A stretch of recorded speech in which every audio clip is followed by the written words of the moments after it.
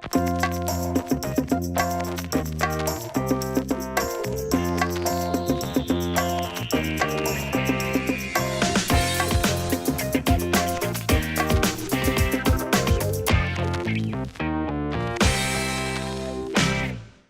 morning, guys. So I'm super nervous, but I always, just like press through and just breathe slowly. I just dumped my water all over poor Eric because I was so nervous. So I'm going to keep this close by and try not to dump it all over the equipment or something. So I've been wanting to say no to more speaking engagements lately because I'm kind of coming into a place where I feel like, for a lot of different reasons, but I feel like when I use my voice, it really needs to matter, right? And there needs to be a reason that you're hearing from me instead of every single other one of you in this room. And I'm especially nervous to talk to you guys today because a lot of you in here are my mentors, and I look up to you. But because I was asked to speak on a day that's focused on compassion, and I've really dedicated my life to the ideas and the practices around compassion and systematizing empathy, I had to do the brave thing, like Thomas was talking about. I had to do it scared. So I'm really grateful for you guys to give me your time and attention today. And I'm looking forward to hearing some of your thoughts. I think that we have a bit of a crisis in the way that we apply compassion. And I think that if we can open our hearts and our minds today to consider that maybe many of our world's problems that we're all looking at today could be more connected to communication failures than we really realize.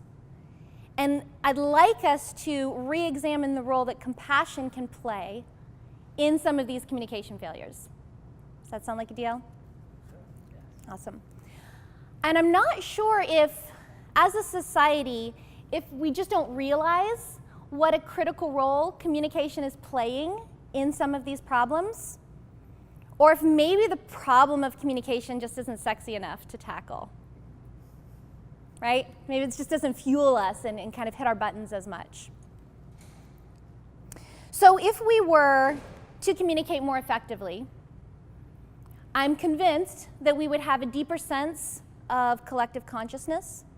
So our shared consciousness would become deeper, our human bonds would become stronger, and we would start operating more out of a place of trust rather than a place of fear. And I've really dedicated my life to helping more people do just that. One mentor taught me, not too long ago, sadly, to seek to hear before being heard. And I know a lot of you in this room, and I know a lot of you practice that, and I watch you do it. But for me, I needed another piece to that because I found that I was starting to listen and starting to hear so that I could earn my right and my turn to be heard. So I was like, okay, I'll give you this presence, and now you give me the same thing. And so another mentor taught me some new muscles that I've really been practicing lately, and that is listen and hear so that I can contextualize myself for you better. So it's this idea that as I listen to you, a container is taking shape. And that container that you give me is how I will share my ideas in a way that makes sense to you. So the human brain operates off of models. We can't live without them. We can't exist without models. We have these mental models for everything that we do. And in these mental models, our brains rely on them the way that our bodies rely on air and water. So when a piece of data or information comes in, my brain is going to filter it and file it or dismiss it based on the model, the mental model that I have that relates to that piece of data or that information. And so one of three things are going to happen when you talk to me or when you communicate with me or when your brand talks to me and communicates with me. And that is, it doesn't have a place in my brain. I have no mental model for it. I'm probably just going to toss it off to the side. Or I think it has some sort of relevancy to me, but I'm going to reshape it a little bit, and I'm going to stretch it out, and I'm going to cut some pieces off so that it fits into the mental model that my brain is operating off of. And lastly, and the least likely thing to happen, and what I'm committed to helping people and brands do, is this piece of information is going to come in such a way that maybe doesn't fit with my current model, but I'm unwilling to chop it up and reshape it to fit in my current model. So I will actually consider creating a new model or replacing my old existing model with a new model based on this compelling piece of information that's come in. Kind of a high order, right? So in the discipline of change management, right, and changing people's mental models and changing organizational models, the harder and more direct I come in, the more resistance I'm going to meet. So going back to this idea of container, if I talk to you, if I listen to you, and I ask you questions, and I ask you why, I'll sound like your annoying toddler, but you will start to create a container for me. And think about the container like this. Water put into a milk jug takes on the shape of a milk jug. Water put into a bucket takes on the shape of a bucket. But it's still the same water. Okay? So when I continue to work on this muscle of let me listen to you so that I can start to get a picture, an image of the container you're providing for me to contribute my ideas into the conversation or introduce you to some of my thoughts. When I do that, and when I do it well, every single time I do it well, there is this aha moment in the other person's eyes. Their soul comes forward, the guards are down, their left brain is quiet, their right brain is lighting up, and it's like the skies part and the angels sing. Every time I have this incredible, just holy moment, and in that exchange, when I've contextualized myself to the other person, and their eyes light up and they have that aha, it brings me back to this truth that I live by, which is we are one. We are all one. And I lose connection with that truth when I start forgetting to contextualize myself and my thoughts to you when I'm talking to you. And that's not just in interpersonal relationships, right? That's in all realms of communication. So what I'd like to see us do is consider today and maybe leave this morning with some ideas of how we are going to be better contextualizing ourselves to our listener in our communications. And I hope that by the end of the conversation, you'll see that I think compassion plays a key role in being able to do that. And I think this evolved application and this evolved conversation around compassion is going to serve us better than this old conversation around compassion. I have a background, I'm an ordained minister. I have a background of doing a lot of mercy ministries. And I think that when we use compassion in general, we tend to be talking about acts of charity in some way, shape, or form. We'll have compassion on this person, have pity, do something that helps them out of their bad place. I've spent decades doing that. I believe in it and I love it. But I think that our crisis in communication, across all applications of communication, relates back to our misunderstanding and our underdeveloped use of compassion. So I'll tell you guys an example of trying to contextualize my thoughts, right, into someone's container that they provide for me. I really, really love natural horsemanship. Super passionate about it. Do I have any horse people in here? People? Yes, awesome. There's always one, and they're always really passionate. And I was not raised with natural horsemanship principles or taught natural horsemanship growing up. Natural horsemanship addresses issues like animal cruelty and animal neglect, and it addresses victim mentality. It addresses predatory behavior. So natural horsemanship really hits on these very deep societal issues. It draws from the disciplines of psychology, sociology, animal behavior, spirituality, physics. So natural horsemanship, this whole kind of model and way of thinking about horses, is pretty robust and pretty intense. And I was not raised to think about working with horses this way. I was raised that you saddle them up tight, kick to go, pull to stop, and hang on. And if you fall off, you get back on, right? So when I get to be in a group of people and my love for horses comes up and someone's like, oh my God, I love horses too, I ride, where do you ride at? And what do you do? Are you English? Are you Western? And we start talking, we start sharing experiences and stories because you have this really exciting hobby and habit to connect over. I listen to them, right? And I listen for them to tell me all about their amazing experience with their riding barn and the incredible, vet that they work with, and the stall fixings that they have their horse in, and the latest and the greatest gear and training methodologies.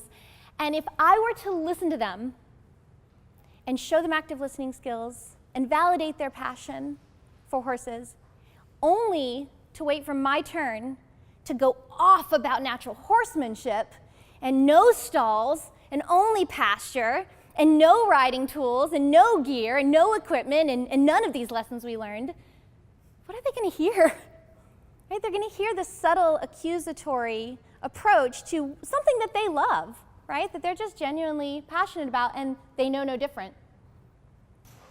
But if I listen to their interest and their passion in horses, and I listen maybe for what's between the lines, or I listen for them to tell me a story about why they love riding horses, why they got into horses, why they spend all this money and this crazy time with horses, I can connect that to something I know about natural horsemanship. I can contextualize that piece of natural horsemanship to connect with their why just enough for them to say, hey, tell me more. And that's the moment we're going for. Tell me more. If you can get that moment of pause and leaning in, that's a win. Because then you just do that again, and again, and again. And by the time it's said and done, by the time that relationship has fulfilled its destiny, or that moment has fulfilled its destiny, you have a convert, you have an ally, and maybe they're in the beginnings of starting a new mental model. I read once that enlightenment is not what we think it is. You think of enlightenment, it's like, enlightenment sounds like this, this peaceful ascension into the blissful clouds. But enlightenment is the violent tearing down of everything we've known to be true. And what that's speaking to is the pain that the human brain goes through in creating new mental models. And so today, I invite you to try and find a place to connect with that pain of everything you thought to be true, maybe not being true. Dear God, that is a crisis of identity and existence. And it could happen over something as silly as horses. So when we're communicating, we want to keep in mind that if this concept we're communicating is vastly different than our listeners' experience, they're going to have a violent experience in their brain as we present the information. So how can we present the information in a way that doesn't have them, bracing for impact? It doesn't have them putting up all the walls of defense, tuning you out, but actually saying, tell me more. I love this so much. George Bernard Shaw said, the single biggest problem in communication is the illusion that it has taken place. So good. Go ahead and take a picture of it now, tweet it. It's such a good quote. Right? How many times have we seen this play out over and over and over again in our personal lives, in our professional lives? And if right now you're thinking about this in the context of the social issues facing us right now and filling up our Facebook feeds, I want to invite you to stop thinking about that for a second. I want to invite you to close your eyes, and I want you to imagine that you're back at the office right now. And I want you to see this principle playing out on that kind of smaller and simpler scale. so that if some of these ideas are new to you, or if your brain's feeling resistance, this simpler context will help you kind of wrap your brain around it and evaluate whether or not this principle works for you. So you're in the office, and you've just walked over to the break area sofa, and you're just taking a rest for a minute. The Red Bull fridge is nearby. You're thinking, should I drink one? No, I shouldn't, because I'm already really worked up right now about something. And my brain's already going 100 million miles an hour, and I'm making all these connections. Because my supervisor just told me that the design concept that I presented isn't going to work. It's going to need some significant revisions, and I'm going to have to reinvest significant hours in redoing this project. And you're really frustrated because you felt very confident that the concept and the direction you were taking this in was the right one. You actually brought up your ideas in the meetings, all those hours of meetings, and you got these warm, supportive yeses. Oh yeah, exactly. Yeah, that's it. I like that. Go with that. But here you are, feeling like you're back at square one, and now you're going to have to put in late nights, and the deliverable to the client's probably still going to be 2 weeks late. How frustrating. Okay, open your eyes. So what happened? What went wrong there? Didn't you spend hours in meetings? Didn't you talk about your ideas over and over? Wasn't Slack just blowing up with team coordinations?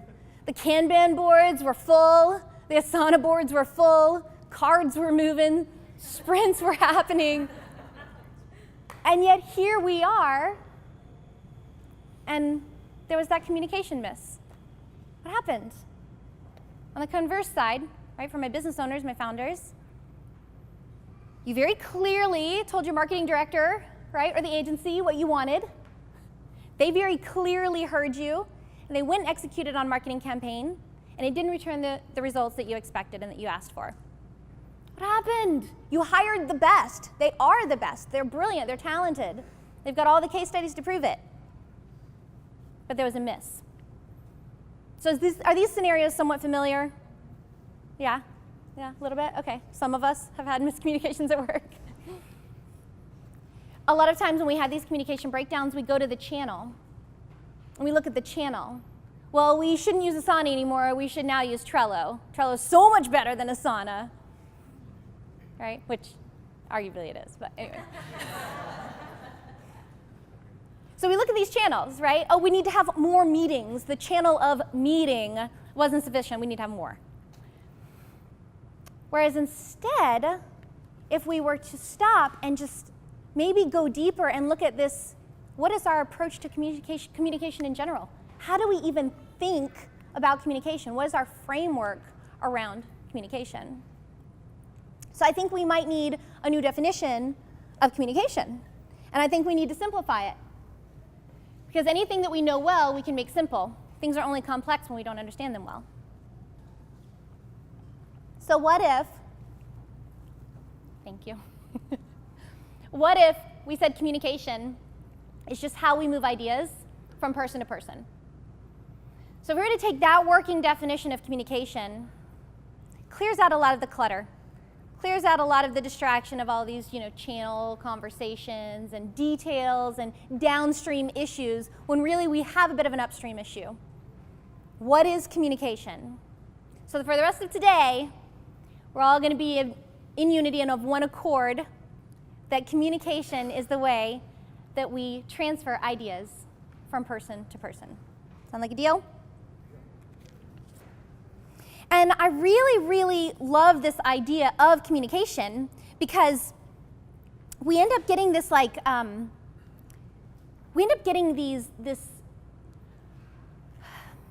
trying to think of a word other than cluster F. Because I'm pretty sure these are recorded. So we end up with this big hairy mess when we have any more complicated definition of communication. So bringing things back simple, it's real hard to argue that communication is how we move ideas from person to person. And I think that if we look at what's happening in our society, and if we look at even the day-to-day scenarios of our work environments, and as we're trying to be more efficient and more effective, and as we're trying to have better romantic relationships and be more effective with our children, as we look at all of these areas that communication touches, think it's pretty clear that as a society, as a community, we're not especially equipped, we're not especially prepared to effectively move ideas from person to person. And if that's something that you feel like is true, then after today and after this weekend and maybe next week, I would love to hear from every single one of you on how this set with you, right? If there are a million ways to catalog all the problems, but if we were to look at these problems as a communication issue, and if we were to say communication is how we transfer ideas from person to person, does that allow us to start implementing some changes and some solutions more quickly that get the outcomes that we're really moving towards together? There are 100 different ways to slice this pie. This is just one that I propose to you. I've personally seen get the best and the quickest returns in my life, in my relationships, and in my work. So what happens when the idea transfer from person to person goes wrong? It's all bad, right? I mean, you have things like missed deadlines, you have projects running over, budgets running over, you have angry clients, you have lawsuits, right? You have broken relationships, you have broken hearts, you have broken trust, right? And when idea transfer from person to person goes right, you have the exact opposite of all these bad things, right? You deliver on time and in budget. You have team members that feel fulfilled and activated, right? You have the best word-of-mouth referrals you could possibly want. And in that human-to-human relationship building, you have connection, an increased bond, and trust. That trust meter starts going up. When an idea is effectively transferred from person to person, a connection and a bond happens between those people, in person or not in person, and trust is a result. Stephen Covey says, "Trust is the glue of life." I love that so much. It holds together all of the things that we cherish, right? It holds together our client relationships. They don't trust us, we don't have clients. It holds together our team. If our team doesn't trust us, we don't have an effective team.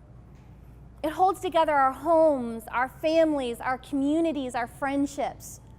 Trust is what bonds us together. So I think the obvious question is, if good communication, if effective transfers of ideas from person to person increases trust, and trust brings us happiness and joy and fulfillment as humans, what's the fastest way to effectively transfer ideas from person to person? How do we move these ideas around faster? And when we're transferring ideas from person to person, it doesn't mean that they start thinking the same way you do. That's not what we're talking about. What it means is that there's been enough of an aha and a human-to-human connection that a bond is formed, a connection is established, and trust is increased. That's the transference of ideas. And we know that when people have this trust, when they have connection and bond, even though they are on different pages about something, they find a way to work together. They find a way to collaborate. They find a way to compromise where everybody wins. That's history. That shows us over and over and over. So we don't have to be on the same page, but we have to be in the chapter together. We can't be in different books altogether. And it's trust that creates that bond and that connection. So I've really invested, I put all my eggs in this basket. I've really invested that the fastest way to move ideas from person to person is this idea of compassionate empathy. And I've dedicated my life to compassionate empathy. And I looked at your name tags, and I love that you guys did that on the name tags. It says, like, compassion to me is, and every one of you has a different idea of what compassion is, what it looks like. And my team at FervorWorks, we've been working for a couple of years on researching and engineering a solution to systematize empathy and bring compassionate empathy into the work environment. So as part of that, we're writing a book Never want to do this again. It's so hard. Mad props to all of you guys who've written books. And our research team has come across incredible research that would just blow your mind. And the prevailing theme of all that research is that none of the scholars and none of us agree on what compassion and empathy are. So we really are in a space where we get to kind of set what we mean by that. We get to define that for ourselves. And here's the opportunity. As a community, us together in this room, if we want to try and get close to the same page on what this all means, it means that we can apply it in close to the same way, and we can get close to the same outcomes together. Or you can say your way's better, and you can say your way's better, and I can say my way's better, and we can all keep going in different directions. But my dedication to the Orlando community is that I continue to have these conversations, big, small, medium, one-on-one settings, any setting, dinner table, everything that I can, to see where can we align? What is our community's collective container around this idea of compassionate empathy? And one of the most interesting studies that I found, oh, this is like picture-worthy. You just look awesome with your, with your bike across the storefronts. So one of my favorite reports was breaking empathy down into 3 different types of empathy: sociopathic empathy, distressed empathy, and compassionate empathy. And they're just trying to bring some clarity to a very complex idea. So what they said was, one type of this sociopathic empathy is the ability to feel what other people feel and then use it to maliciously harm them. Use it to manipulate. Use it to calibrate your torture. And then there's this other form of empathy, distressed empathy. So we have a lot of talk about, like, feelers and empaths lately. And this harkens to this idea that a distressed empathy version looks like, I feel what you feel so much and so deeply and so thoroughly that I'm completely lost in it with you. And that could be something deep down in the pit of darkness, and it could be way up in some euphoric cloud. But we are there together, and I am now just there with you. And now we're just here together. And there's no kind of path out, right? And there's no application of that experience. But then compassionate empathy says, I feel what you feel, and I see a way to take action for your benefit. So that's the new definition I would propose us to work with. I think that trying to cause distinction between compassion and empathy and mindfulness, that's all fine, but we're trying to build our community. We're trying to improve our communications. We're trying to build trust and bonds with people. We're trying to get products to market effectively because they solve real problems for real people. So maybe if we start this conversation around, let's apply compassion and empathy to our communication strategies. Let's start with a place of compassion and empathy. I can try and feel what you feel, and I'm going to try and figure out a place out into your benefit in the context of what I have to offer. Because I can't be Jesus Christ. I can't be everyone's Savior, right? I have my piece that I bring. I have my offering. I have my product. I have my service. I have my insights, my skills, my talents, my gifts, my love, whatever it is, and it's not for everyone. But if it's for you, here's a path I see out of where you are to where you want to be, from what I hear you saying success looks like for you. So in this empathy framework that we've engineered and tested and done research around and are writing a book around, that we've seen a lot of results from, which is just incredible. Hi guys, yay! So if this is you personally, know your strengths, know your weaknesses, do your personality assessments, update them. You change. Your strengths and your personality are going to change. Do that stuff every 6 months, every 12 months. Work on a personal brand for yourself. And let that personal brand evolve and change and grow, because you're going to evolve and change and grow. But start to define yourself. And in your company, if you haven't done that for your brand, if your brand has kind of diluted itself to the point where you're trying to be all things to all people, because you're just desperate for like any sales or any customers, or you've thrown so much at the wall you don't know who you are anymore, stop and get back to, who is your brand? What's your brand archetype? What's your voice? What's your personality as a brand? Who are you really interested in serving? Because you can't serve everybody, which takes us to the next kind of general principle. Know the other. You got to know yourself, know yourself well, and then you need to know the other person that you're exchanging ideas with. So listen, right? Do the active listening thing. Not, I'm just waiting for you to take a breath so that I can speak, right? I do that, that's why I can speak to it. And not listening to the other person just to earn your place now to be heard, but listening to the other person to start to shape out what is the container they're providing for you. What is kind of their mental model at play here? Read between the lines. Where's their why? You know, what are the hints and what are the elements in this person that I can connect to, that I can speak to? Not all the other things that I can't relate to or that I disagree with or I can't speak to. But where is the point of connection?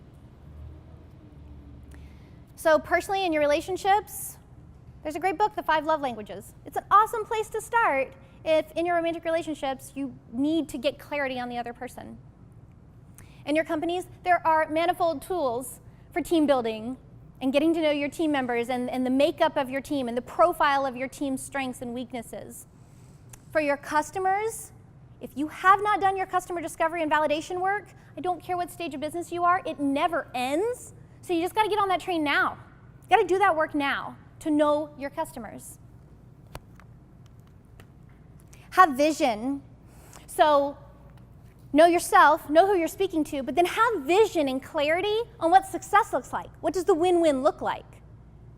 And if we don't have a clear picture of success in our communications, so often, more times than not, it is the subconscious driver for validation.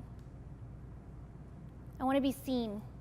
I need to be seen. I need to be heard. I need to be respected. I need to be loved.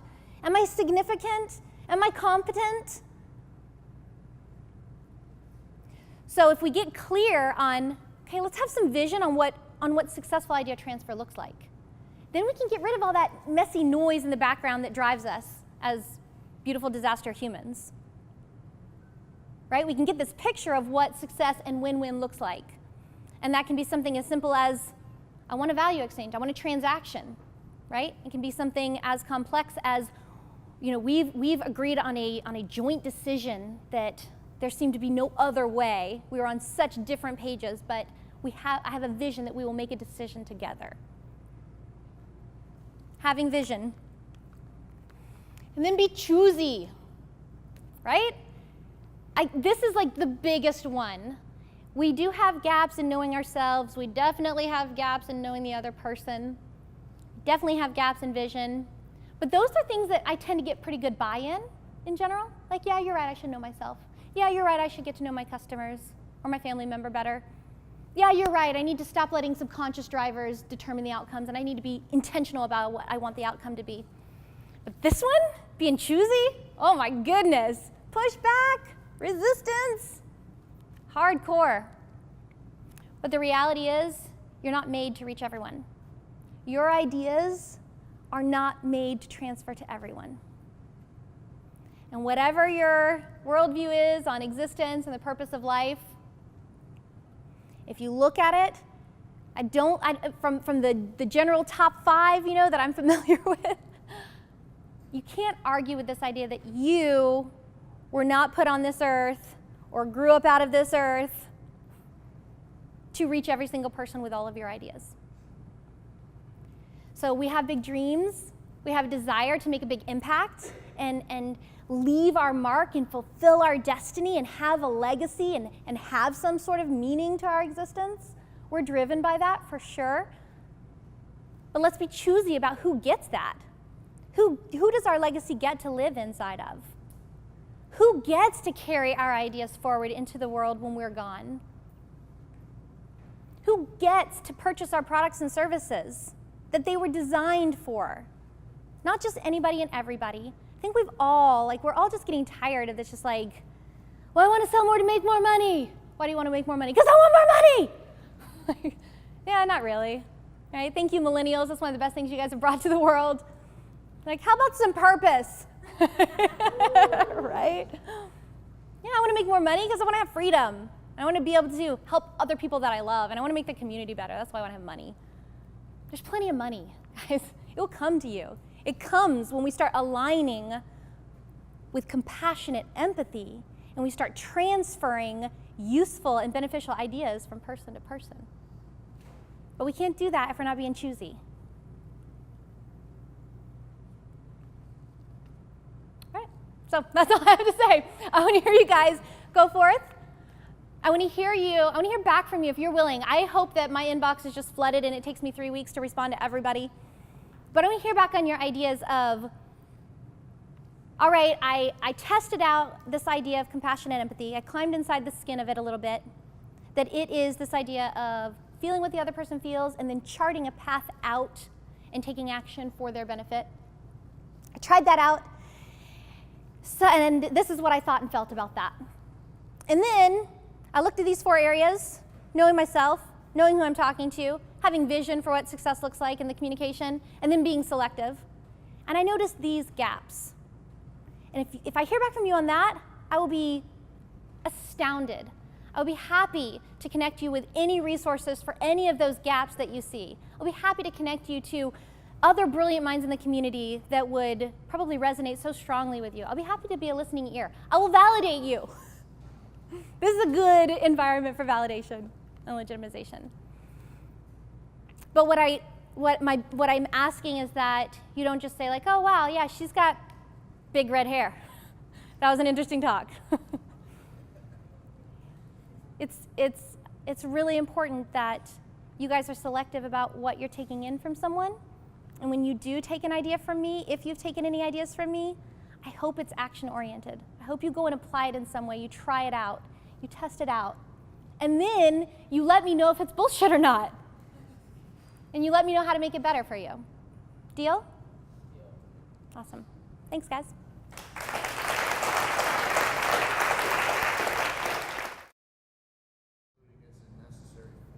Yeah, so this question, if you guys couldn't hear, was this basic idea of like, is distressed empathy always bad empathy? Because sometimes people just need to be heard.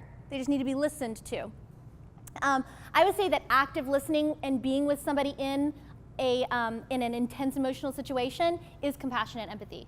So you being able to show up and not get lost in the wave of emotions. You know, they're wailing, it's fine to cry with them, right? But now if you're like wailing and you're, convulsing or they're, flying high on the sky and you're just flying high too, that doesn't help anybody.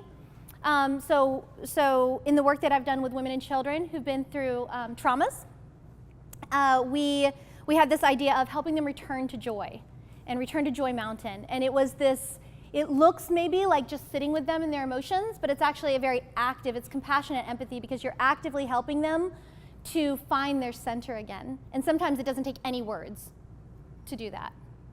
Yeah, that's a great question. Do we have one back here? I was curious how you approach someone with compassionate empathy when you have little respect for them and you're struggling with your anger or frustration towards their attitudes. For example, right now with some of the political things that are happening, I try to approach people with understanding where they're coming from and trying to listen and not project my ideas necessarily. But sometimes I'm like, are you like, come on. So what internal script do you use when you maybe can't get around the fact you don't respect their point of view? Me personally, so she said, what about how do you come to a place of compassion and empathy in communication when you have like zero respect for that person, especially like in the political clashes that are happening, right? And it's like, I'm trying to listen, I'm trying to see your point of view, but barf, I can't, and I hate you, right? So for me, personally, it comes back to being choosy. If there's that much friction with a person, I'm probably not called to them. I'm probably not called to transfer my ideas to them, right? If I literally cannot, that's about knowing the person, right? And there are some basic values here, like that all humans have value, right? Not just some humans have value, all humans have value. So if I find myself in a situation where it's like, okay, you as a human, I see zero value in you. Well, like I can't, right? I'm gonna have a hard time knowing, I can know myself, but I'm not gonna know them. Right? Abraham Lincoln said, I don't like that guy. I should get to know him better. Right? So if you can't find that bridge for yourself to get to know them and see their humanity and find that value for that person, I would say it's a clear indicator you're not called to transfer your ideas to them at this time. Anybody else? Any other questions? No? You guys are easy. Well, thank you so much for your time. I really appreciate it.